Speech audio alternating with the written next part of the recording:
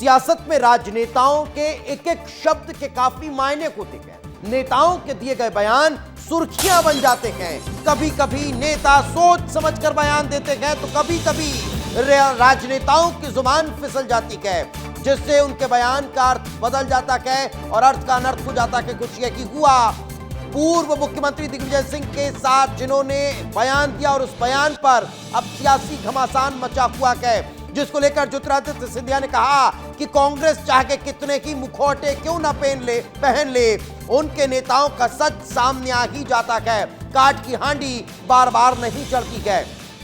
राजनेताओं को काफी सोच समझकर बोलना चाहिए और हम ऐसा इसलिए कह रहे हैं क्योंकि मध्य प्रदेश के पूर्व मुख्यमंत्री दिग्विजय सिंह ने कुछ ऐसा कह दिया जिससे वो बीजेपी नेताओं के निशाने पर आ गए हैं। दिग्विजय सिंह बाबरी मस्जिद के विध्वंस के बारे में बोलते बोलते कुछ ऐसा बोल गए जिससे उनके बयान का अर्थ ही बदल गया, अर्थ का अनर्थ हो गया।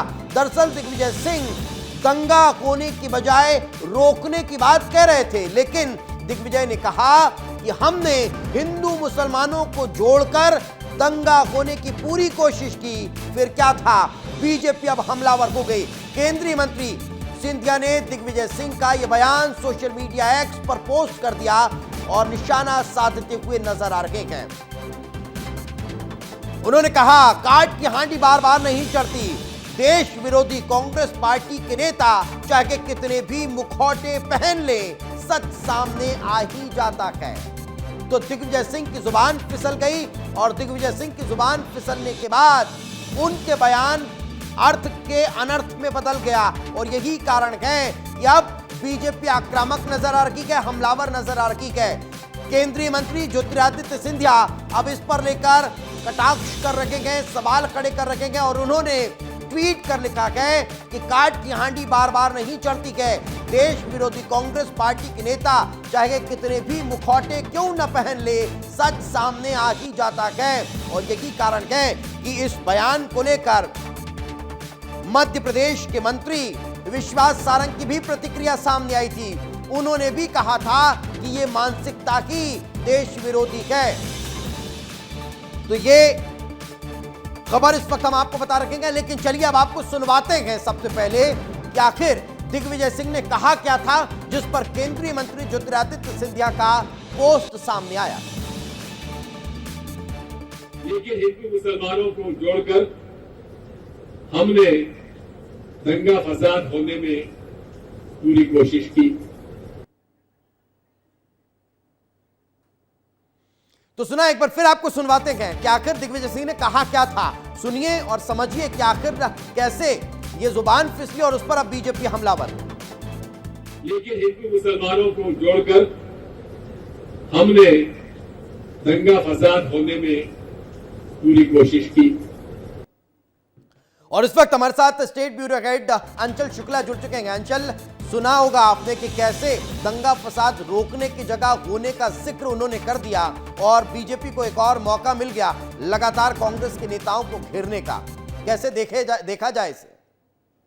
दीपेश, देखिए, दिग्विजय सिंह की जुबान फिसली हो लेकिन भारतीय जनता पार्टी को तो घर बैठे मुद्दा मिल गया और दिग्विजय सिंह जब कुछ बोले हैं और भारतीय जनता पार्टी उनको घेरे ना, ऐसा संभव ही नहीं है। हालांकि इस पर उन्हें सफाई भी दी है दिग्विजय सिंह ने कि मेरी जुबान फिसल गई थी, लेकिन इसके बावजूद क्योंकि ज्योतिरादित्य सिंधिया महाराजा वर्सेज राजा की जो लड़ाई है वो तो कोई नई नहीं है। वाद विवाद को लेकर के और किसी भी तरीके का जब बयान होता है तो उस पे दोनों का क्रिया और प्रतिक्रिया होती है और वही देखने को मिला है इस बार भी। हालांकि पूरा मामला पिछले 1-2 दिनों से सुर्खियों में छाया हुआ है और भारतीय जनता पार्टी के सभी नेता इस पर अपना प्रतिक्रिया भी दे चुके हैं। लेकिन आज ज्योतिरादित्य सिंधिया जब इस तरीके का ट्वीट करते हैं, हैंडल से अपने लिखते हैं कि काट की हांडी बार बार नहीं चढ़ती और ये देश विरोधी जो नेता है कांग्रेस के, ये कितना भी मुखौटा लगा ले, जनता इन्हें जानती है। तो एक अवसर मिला है बैठे बैठाए और उस पर राजनीति तो होनी ही है। बिल्कुल बिल्कुल, लेकिन अंचल, इससे इतर अब तो सवाल यहाँ पर ये खड़े होने लगे क्योंकि लगातार अब कांग्रेस की ये छवि रखी है या फिर ये कह लीजिए कि दिग्विजय सिंह की ये छवि रखी है, बीजेपी इस पर बार बार निशाना साधती रखी है कि ये कांग्रेस समर्थित है, और कांग्रेस समर्थित होने की बात जब सामने आती है तो फिर मध्य प्रदेश बीजेपी के ही मंत्री हैं, नेता हैं, वो तो ये तक कह रहे हैं कि दिग्विजय सिंह अब मियां हो चुके हैं। उस पर भी कहीं ना कहीं प्रतिक्रिया निकलकर सामने आ रही होगी कांग्रेस की तरफ से।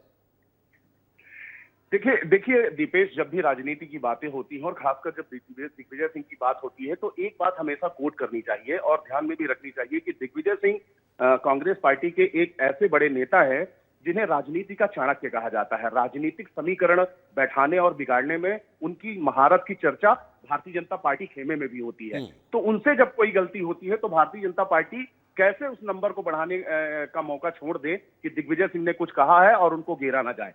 हालांकि दिग्विजय सिंह ने जब भी कहा है, अगर कभी उनसे गलती हुई तो उन्होंने माफी मांगी है, और अगर किसी बात के उनके पास पर्याप्त प्रमाण या साक्ष्य हैं तो वो कोर्ट तक में चुनौती देने को तैयार रहे। उन्होंने कहा है कि मैंने जो भी बात कही है पूरे सत्यता और प्रमाण के साथ कही है, आप जहां भी चाहें मुझे चैलेंज कर सकते हैं।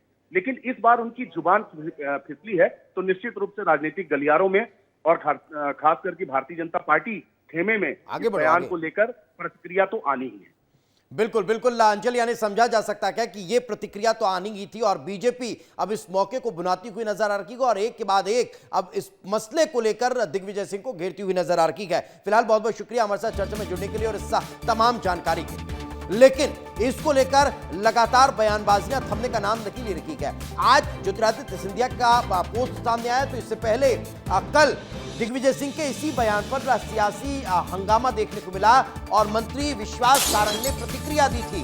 उन्होंने दिग्विजय सिंह को मानसिक हिंदू विरोधी बता दिया था। दिग्विजय का बयान उनका कबूलनामा है, ये विश्वास सारंग ने कहा था। तो आपको सुनवाते हैं कि आखिर दिग्विजय सिंह के इस बयान को लेकर विश्वास सारंग ने क्या कुछ कहा था और कैसे उन्हें घेरते हुए नजर आए थे।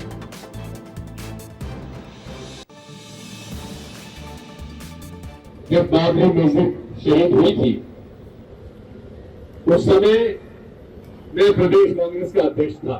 भोपाल शहर में जब 1947 में भी दंगा नहीं हुआ, लेकिन बाबरी मस्जिद गिरने पर दंगा हुआ। लेकिन हिंदू मुसलमानों को जोड़कर हमने दंगा फसाद होने में पूरी कोशिश की।